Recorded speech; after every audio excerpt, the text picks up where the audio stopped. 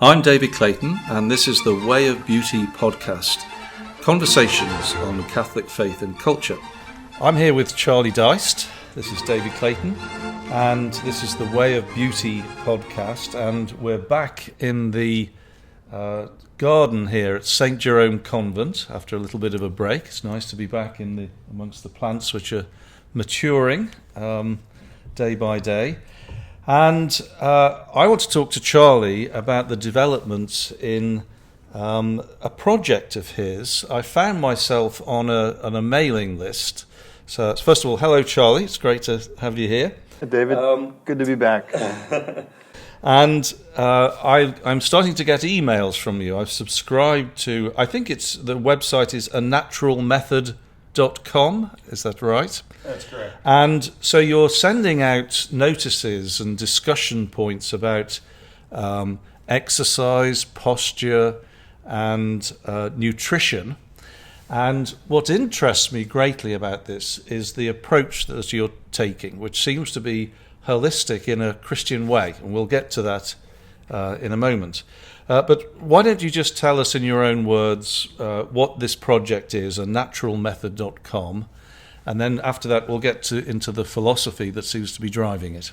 Sure. Well, the name comes from a system of physical fitness that was first implemented by a French naval officer, Georges Hebert, in the early 1900s when he was a World War I officer and was stationed in different islands around the world. And there was one event in his life that particularly impressed on him, which was the need for a kind of physical readiness in all different sorts of situations. There was a volcanic eruption on this island, and he discovered that the only people who were of any use in helping people out of the rubble were those who were physically fit. And so he took away from this need to find a combination of physical fitness and kind of mental preparedness that could be used for the recruits coming into the Navy. And another observation of his on a different island where there were people living in a much more what we would consider primitive way, that they were extremely fit without doing any exercise whatsoever. So in coming up with a method of physical fitness, he modeled it off of natural movement, the way that people naturally went about their work, whether it was the women carrying heavy things or the men going out and hunting or engaging in different tasks. But the idea is that it's only a relatively recent phenomenon that we have to worry about this problem of remaining sedentary. So we get this whole new industry of exercise where previously it would have been considered ridiculous. But the fact that so many of us are sitting at desks all day or working behind computers, we need to come up with some sort of system that we can use to not necessarily transition out of our work, but to complement the sitting work that we do with something a little bit more physical.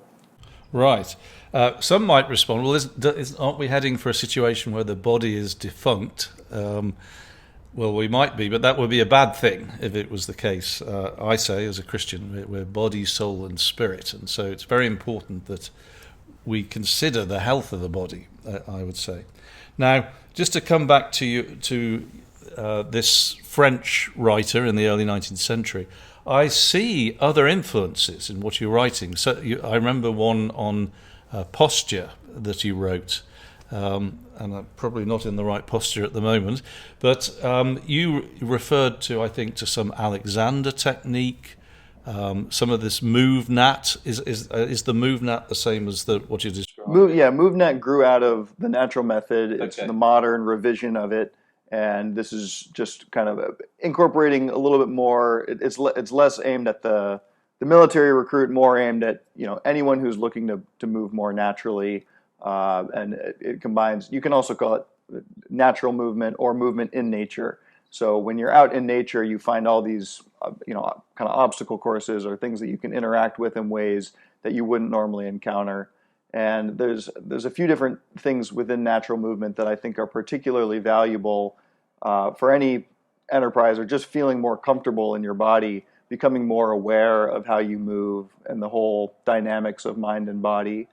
But for me, my health journey kind of begins with a period when I was in college and came down with something like mononucleosis, or at least that's what the doctor initially thought.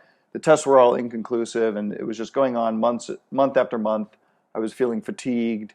I had previously enjoyed long distance running, but I could no longer muster the energy or the willpower to get through any kind of long distance run. And eventually this doctor of mine suggested that maybe I had just lost, in his words, it was lost the will to live.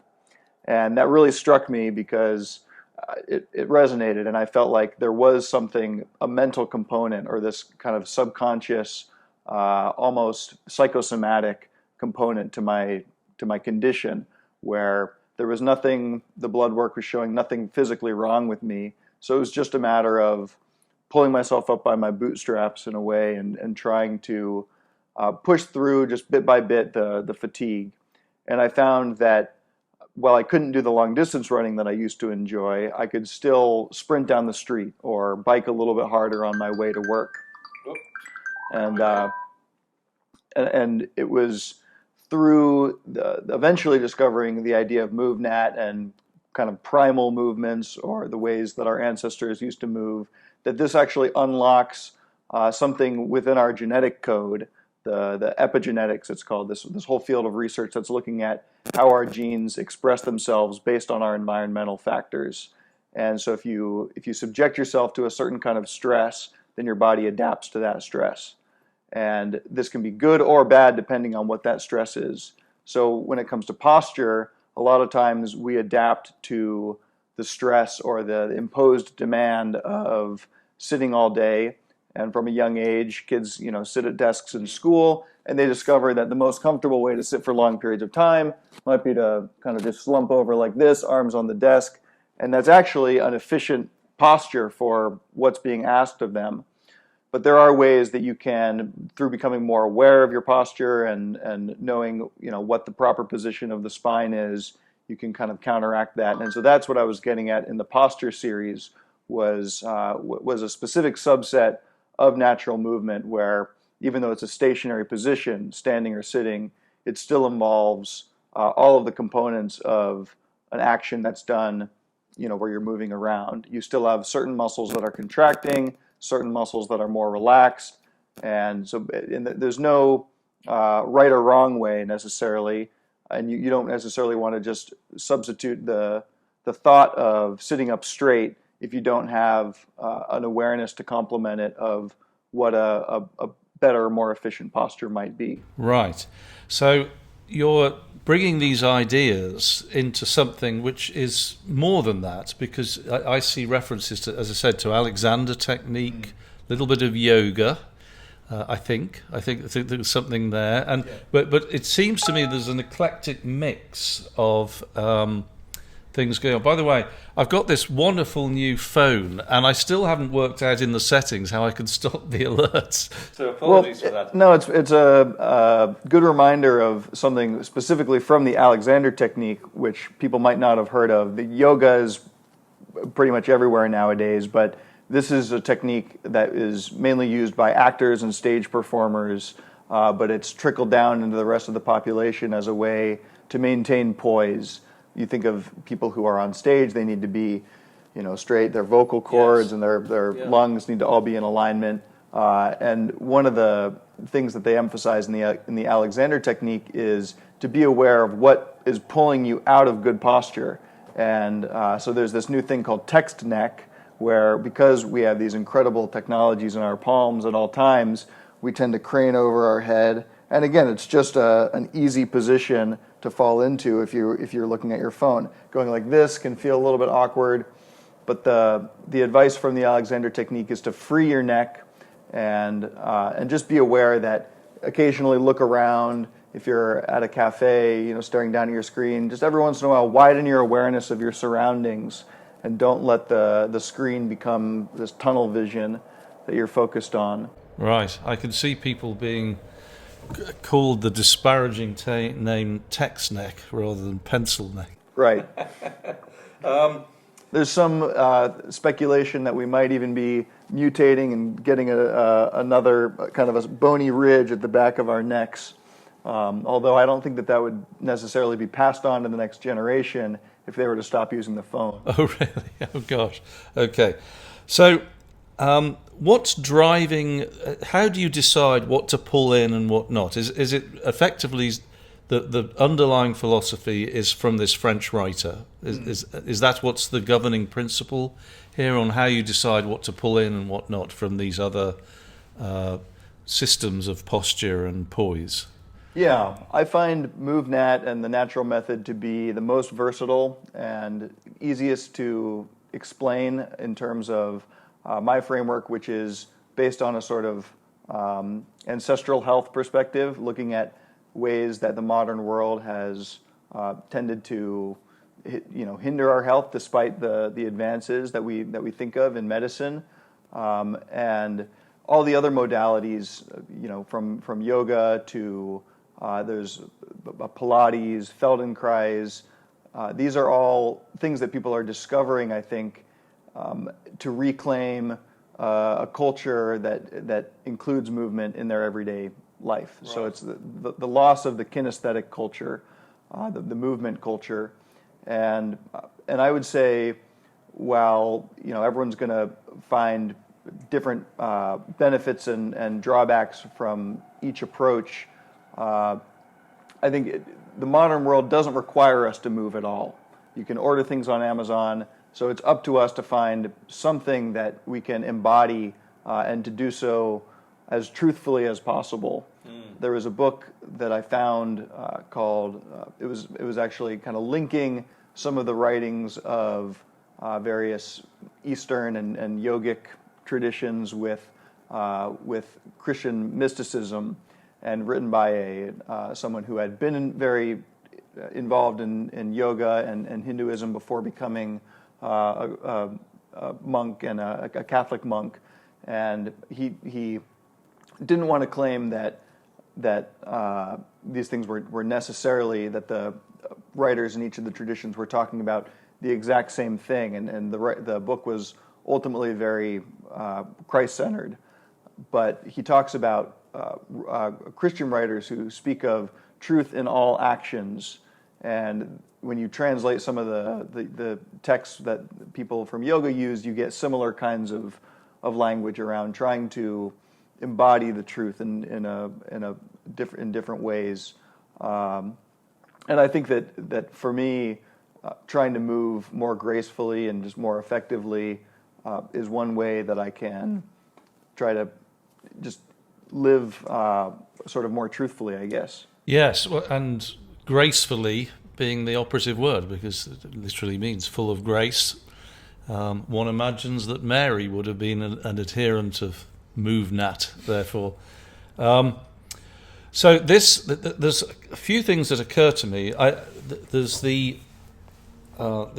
word that we're not supposed to indulge in cultural appropriation nowadays, but of course Christianity has always appropriated other cultures. It's always looked discerningly at other cultures. So I know this from art and architecture, particularly, which the area that I focus on most strongly.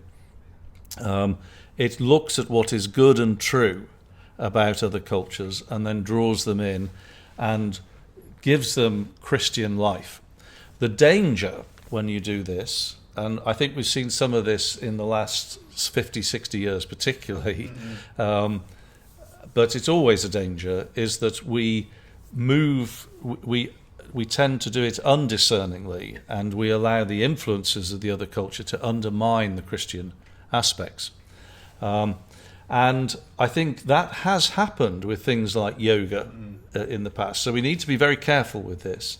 But the reason that I like what you're describing is that you seem to, you might say, where's the cultural appropriation in how you do exercise? But of course, all of this is linked to our perception of the human person.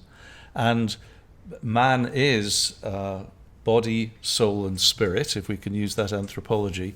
And whether it's expressed precisely in that way, always these traditions take into account the fullness of man. You can't avoid it, even if you don't want to.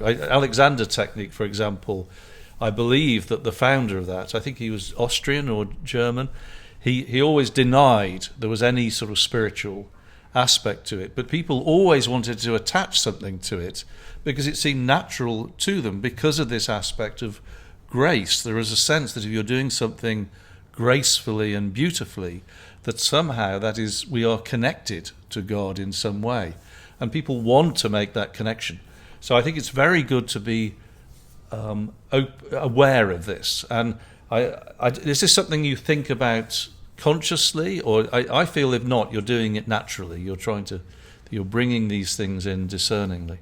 Yeah, and for me, again, the experience was one of coming from a place of really poor health to greater vitality. And so that was just on its own enough for me to continue to practice it in some way, to stay healthy. And I think that the idea that your movement practice has to be linked to a really advanced or kind of mystical spirituality is not necessary.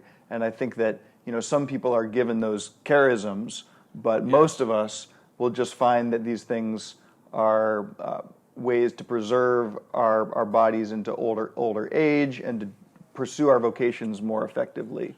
But it is interesting, I'm going to ask you whether this is connected, but you converted a couple of years ago now, right, something like that. After this health experience. So these things, even in your life, are not wholly unconnected. There's something in wanting to improve your situation. You seem then to be exploring other areas, even if there isn't a direct connection between the two. Yeah. Other than the node of you as a person, if we can put it like that. Okay, great. Now let's get to the other aspect of what you seem to discuss, which is nutrition. So this again relates to the physical, the body, and seems again naturally to step into consideration of the spiritual through fasting and the way that fasting and feasting, for example. But tell us about your approach to nutrition and how this might tie in with what you've already told us with regards to posture and exercise. Right. I think with nutrition, everyone's trying to come up with an exact science, and no one has succeeded yet. And so you have all of these different approaches, and there's people in the paleo camp, and there's people in the vegan or vegetarian, or there's the starch solution, which was a popular book 10 or 15 years ago. And if you wade into this debate, you can feel like it's just impossible to know anything if people can bring research that validates what seem to be mutually exclusive or contradictory ideas. And so I think that my journey has been one of trying to resolve some of these paradoxes for myself. And the one thing that seems almost universal across the board, accepted as valid, although it wasn't in a lot of the conventional wisdom until recently, is the idea of fasting. Sometimes it's called intermittent fasting, but I don't know. That seems redundant. If you're fasting, then you have a period where you're not eating, and then you have a period where you're eating, and it's just a question of the degree. Are you fasting for a full day, or are you fasting from the night before until the morning? Last night I made the mistake of, in a half-awake stupor, wandering into the kitchen and grabbing a handful of peanuts, and I regretted that because I couldn't fall asleep after that. Whereas if I had just gone back to bed, I'm sure that I would have slept much better. But the body is, I do think you can say that it is, as if designed to have periods when it's feeding and building itself up, and then periods when it's fasting or breaking itself down. This shows up in the literature on kind of bodybuilding and getting stronger too. There's the anabolic phase, the building up, and the catabolic, the breaking down. And you need both of them. So having times when your body is kind of recycling the junk that accumulates in the cells, that's called autophagy. And it's been recognized as one of the biggest things you can do to extend your life without resorting to more extreme measures like just calorie restriction altogether. So I've found that I tend to be able to go much longer without eating if I'm eating higher fat content relative to, in particular, carbs and sugary foods, but also I don't go overboard with protein. Fat is sort of the easiest thing for our body to burn. It prefers that unless it has sugar in the bloodstream, in which case it will tend to use that first. But it's easier for the body to metabolize fat, and you can adapt yourself. Again, the sort of genetic expression can be changed if you consistently eat a higher fat diet, so that your body will prefer that even more and will burn it more efficiently when you're doing any kind of exercise or just sitting around and thinking. All right, I want to stop you there. Okay, this is a so people of a certain age, of which I am probably a certain age, add a few. Fat is sort of one of the things that we're always thinking about, because the tendency to put on weight, for me, once I turn 40, you're always aware of it. Now, what you've just described, I just want to make sure I've understood. You're saying high fat, low sugar, low protein. Moderate protein. Moderate protein. So low sugar, low carb, moderate protein, higher fat. So what is there good fat or bad fat? Or give me an example of the sort of things that you eat and what a meal might look like that corresponds to this. Yeah, and the conventional wisdom about sort of, fat makes you fat, this is the inverse of the truth. Fat makes you full. Fat is extremely filling, satiating. It's hard to overeat just fat. If you ever try to, sit down, think about trying to sit down and eating a stick of butter, you won't get through it. You'll fill up before then, and that's not quite what I do. I do eat, many pounds of butter per year, more than the average American. If you go back about 100 years, the average American ate, I think, 13 pounds of butter, though. And this was from cows that were grazing on green pastures, and so the cow kind of does the work of eating your vegetables for you, and it gets the minerals from the grass in a way that becomes bioavailable for our bodies. So vitamin K2 you can get in quantities from things like butter that you really can't get anywhere else. The old thing about calcium and yes, all that. So good quality dairy, cheese, butter, and then meats. Red meat has been demonized a lot, but if you look at the nutrient profile of a quarter pound of red meat, it's going to have more nutrients, and including things that you wouldn't even associate with red meat, things that you might think you can only get from green vegetables. It has more of it than many servings of vegetables. I'm not saying do away with the vegetables altogether, because one, they make an excellent delivery system for these healthy fats. Whether it's a salad that's drenched in olive oil and feta cheese, olives, nuts, these are all good fats. If you're cooking, coconut oil is good because it has a high tolerance for heat before it turns rancid, whereas olive oil is much lower, and so the smoke point is lower for olive oil. But all of these are good fats. And should be used not sparingly, as the food pyramid recommends, but to satiety. You don't want to eat past the point of satiety, because then that probably means something else is going on, some kind of emotional eating or food addiction. But it's harder to eat emotionally with these things too, because they don't trigger the same regions in the brain, the reward centers, like carbs and sugar do, which would have been, for our ancestors, a great boon to, you come across the honeycomb, but when we have it in abundance, and often it's the cheapest stuff at the grocery store, then there's nothing to stop that vicious cycle of just binging on the Oreos or whatever it might be. Right. Okay, that's great. I'm just thinking of my daily meal. It's interesting. My routine is that I tend not to eat during the day, and then I have a meal at night.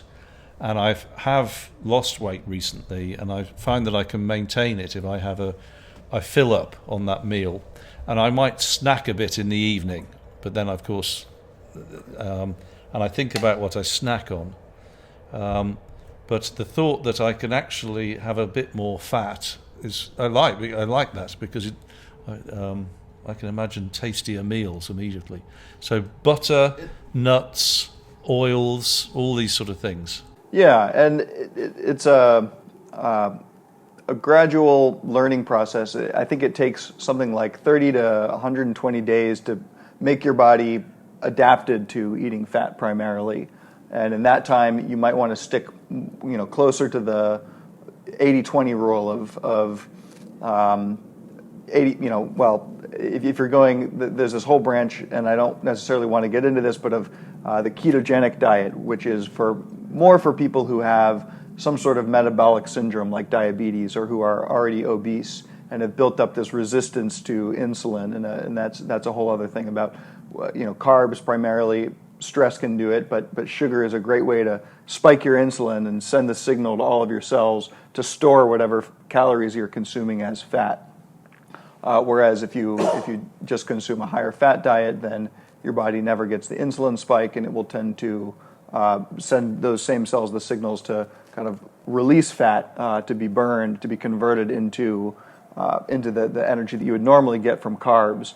There's this process of neoglucogenesis where you produce glucose out of the fat in your body cells, and that's how you lose weight. It's just burning what you have stored in your body. Most people can go for days or weeks without eating because we have these fat stores on our body, and that's an important adaptation for an animal that might have to go long periods of time without eating. But when we don't use that mechanism, we just end up accumulating more and more. And on the idea of kind of thinking about your routine, I'd like to be the same way. Sometimes I'll have kind of a small meal in the morning or an early lunch, but other times, like this morning, I'm drinking some green tea with a little bit of heavy whipping cream, and I also put just a little bit of MCT oil, which is a product from coconut oil that gives you a nice kind of clean burning energy into the afternoon without really experiencing much hunger. And then you get a degree of freedom in the evening to relax a little bit. I think you still want to avoid the deadly combination of 50% carbs, 50% fat, because that's going to spike your insulin, and you have the fat, which is there are 9 calories in a gram of fat compared to 4 calories in a gram of carbohydrates or protein. So you have this 1-2 punch of the insulin spike plus a bunch of really dense energy that's then going to get stored as fat rather than burnt in real time. Right. But there's one other thing that I want to mention, which is kind of a little bit more fine-tuning. And once you get into the fat-adapted state, another degree of freedom that I find is important in the modern world, where you don't always have a choice about what you eat. You can switch between one or the other. And so the other night we were having dinner here, and the main course was a carbohydrate, and then most of the sides were also some sort of starch. There was fruit, there was bread, a lot of carrot, and these are all carbohydrates. And I thought to myself, normally I kind of try to just stick to high fat and avoid the carb stuff. But I saw my options, and I decided it's actually better to go completely flip it, and in that time window, just eat carbs and let the insulin spike happen. About 12 to 16 hours later, I'd be back into my normal fat burning state, but I wouldn't get the sort of deadly combination of the fat and carbohydrates combined. Okay. So it's there is a little bit of nuance, and you can drive yourself crazy if you think that you have to get it perfect every time, all the time. But if you do mostly fat most of the time, then you're operating in that state, the fat burning mode, rather than just using the glyco or the carbohydrate reserves in your bloodstream that you've just eaten.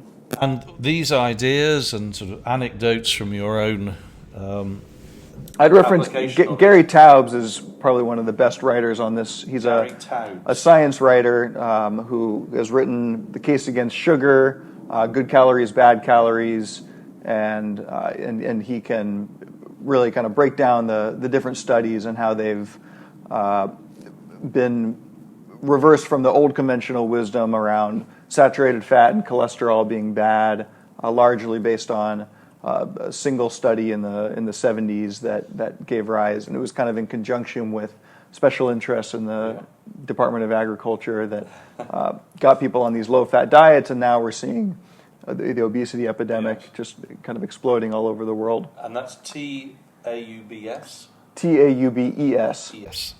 Taubes. Gary Taubes.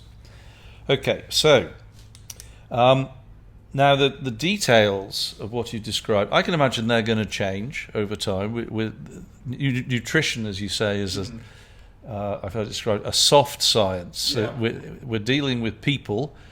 People are unique and different, and every person is unique and different from every other.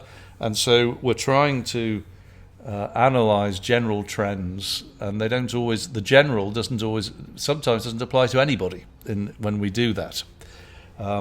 So that's not to undermine what you're saying. I'm going to implement it. So bread or butter, but not bread and butter, is what I have in mind. Now, underlying this, and this is a thing that I'm interested in particularly, is as a Christian, we need, I think, to understand that we have a balance of body, soul, and spirit. The human person is this tripartite, and I'm going to come back to that in a second, entity, creature. We have the body, we know what the body is, and then the soul is that spiritual aspect that is not matter. And in that sense, we have a spiritual soul, and we have that in common with animals. But what distinguishes us from, as Thomas Aquinas says, brute animals, is what St. Paul refers to as the spirit in Scriptures. So and that is a higher aspect of the soul. So there isn't a duality of the soul. It's just that man has a soul which is more sophisticated than that of animals, and precisely what differentiates us from animals, it differs depending on which theologian you talk to. I think Aquinas says it's quite simple. It's the intellect and the will.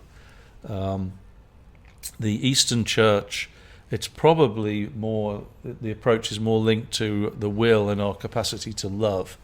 But the one thing that people agree on is that in the well-ordered person, there is a hierarchy of these things. And what we want to do is order the spirit, the highest aspect of the soul first, to God, so that that's the part that relates to God, and with which we can, in a sense, step out of ourselves and look at ourselves. That animals are aware, but human beings are aware that they are aware. We have an observer which looks at ourselves, and that somehow steps outside of us, and that is the aspect of us which relates to God. And St. Thomas says it likens us to angels. Then, when the rest of our soul is ordered to the spirit, then it will be properly ordered, and then the body is ordered to that soul. So there's this hierarchy of ordering. And if we're going to understand how we can do that, we need to be aware of what is good and true, to use your reference to the transcendentals, even in nutrition and posture. This idea of grace I like, because it brings in beauty. There's a beauty in movement as well. And this is telling us something. Now, these things can be isolated and can be misdirected, always. But when the person is ordered properly to God, all of these things are good and should be in harmony with each other. And I think that in the Christian world, we have tended to neglect the sort of things that you're talking about in such a way that it is ordered to the spirit. So we certainly, there is a tradition of fasting and feasting, but we haven't considered fully what we fast from and what we feast on, I think. And I imagine that these are things that could be developed, and in accordance with what you're describing, I'd like to see a dialogue here. It isn't. We tend to think about you deny yourself things which give you pleasure, so let's cut out the sugar or something like that. But actually, we could also think about something that generates a full health of a person. Mm-hmm. Not just based upon what we want or what we, resisting temptation. There is a good discipline to that as well. Yeah. And I'm not denying that. There's a spiritual exercise. But also trying to harmonize that with what is authentically good for the person. Go on, yeah. Just one thought that's occurring to me as you talk about the fasting traditions and particularly abstaining from meat. I think there is an overlap with the idea that I mentioned earlier, autophagy, where the kind of self-eating, that's what autophagy means, is just the cells start to eat their own waste products, basically, and cleans up the body. And in part, you can get most of the benefits from fasting from protein. So some people have, in addition to doing intermittent fasting of not eating any food, they'll also just not eat protein for an entire day or a couple days in a row. And that does have that intersection. I don't know if it's, I don't think it's entirely coincidental that there is the tradition of fasting from meat. Yes. Something that's otherwise ordained by God as, good or acceptable for us to eat. Yes, but I wonder if this is a tradition that all traditions should be, if they're living traditions, should understand the underlying purpose of it. Mm-hmm. So I always talk about this in art. You've heard me talk about it. And they need to adapt to what we know to be true. And it strikes me that, for example, I follow the Melkite calendar, and that tells me no meat on Wednesdays and Fridays. Mm-hmm. And then during Lent, and also particular approaches to feast days. So there's a harder fast, which is no meat and no dairy, actually. So just vegetables. Mm-hmm. So that's presumably cutting out the fat as well as the protein. Yeah, and the protein and dairy too. Yeah. Okay. But yeah, it's true. That's getting into the real hardcore asceticism. Yeah, and I must admit, I find the no meat fine, and I will actually throw in a bit of fish, which the hardcore Eastern Christians, they will abstain from fish as well. But I do worry about the no meat and no dairy and just vegetables for so long during Lent, and wonder what it's doing to me. Yeah, I think the body gets used to those nutrients, and they are highly nutritious foods, and there's a reason that we gravitate towards them.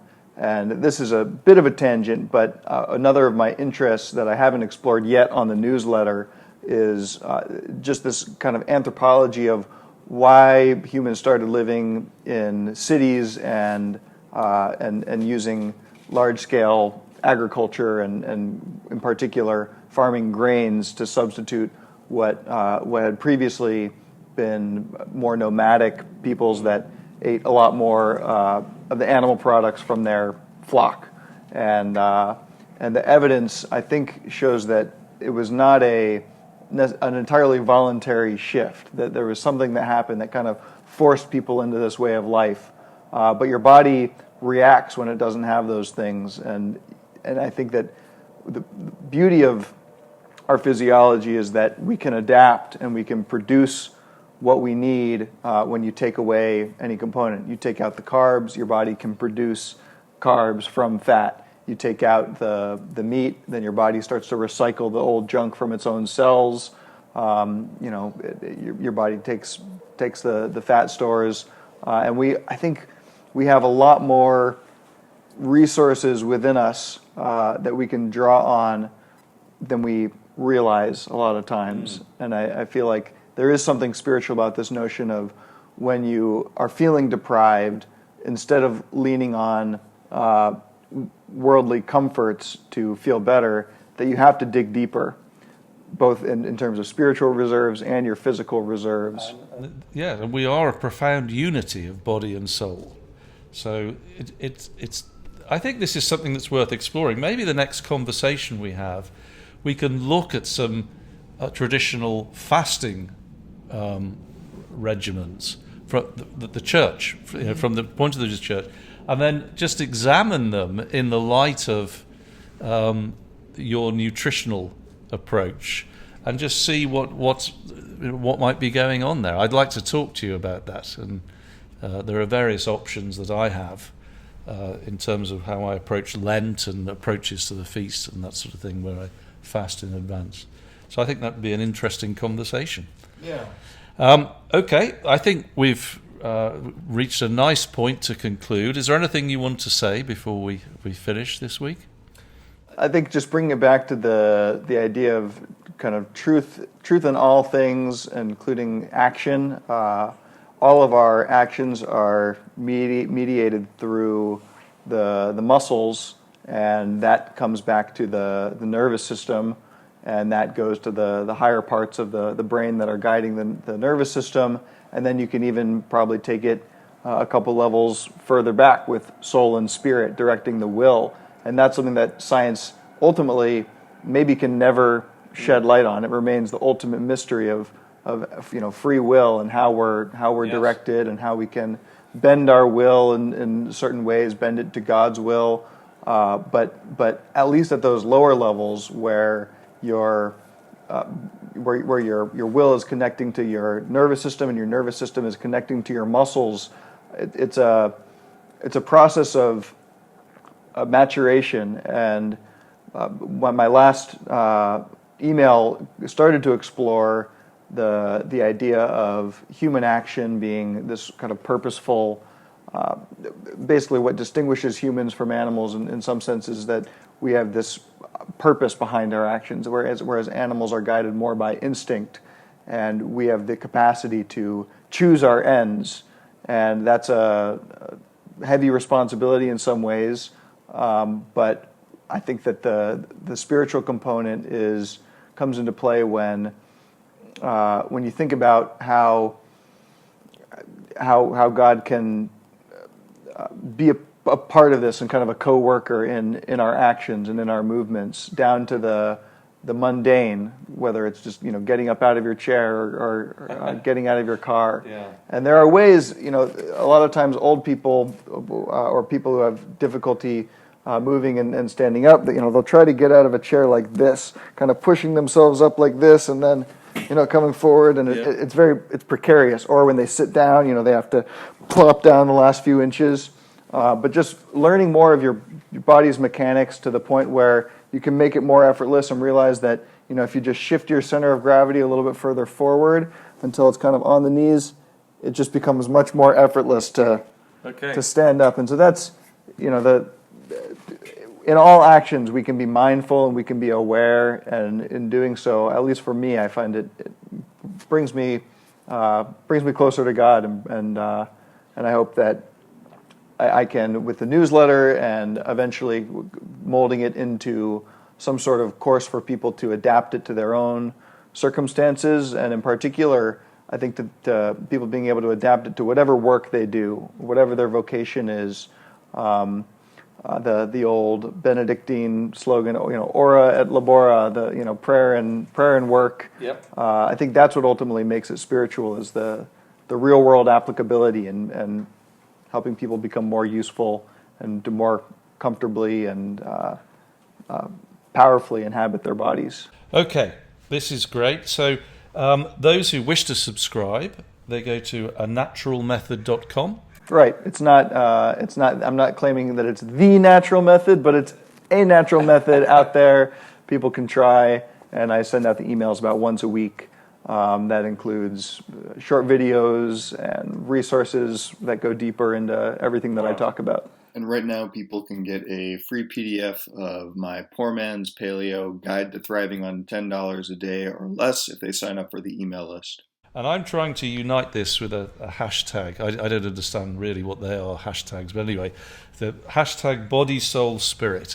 This is my new theme, I think. And what you're describing comes into this very, very powerfully, I think. So, well, and since you put in a plug for my newsletter, I'll just include a plug for the book that launched this whole podcast, the Vision for You, which I think also pairs nicely with some of the themes that I'm exploring, just because everything that we might want in our life has an embodied component where what we consider to be possible is expanded by our range of mobility and motion, our energy levels. When we have the energy and when we know that we can move in these ways, suddenly I think it opens up new possibilities that we previously couldn't have imagined. So the Vision for You, that's my book. Thank you very much, Charlie. And that is available from Amazon.com. Charlie Deist, great to talk to you. Thank you very much indeed. Thank you, David. You've been listening to the Way of Beauty podcast, conversations on Catholic faith and culture. If you enjoyed this episode, then please give us a 5-star review on iTunes. This will help others to find it too. Also, if you're interested in delving more deeply into the material that we discuss, you can do a course at the Pontifex University website. That's pontifex.university.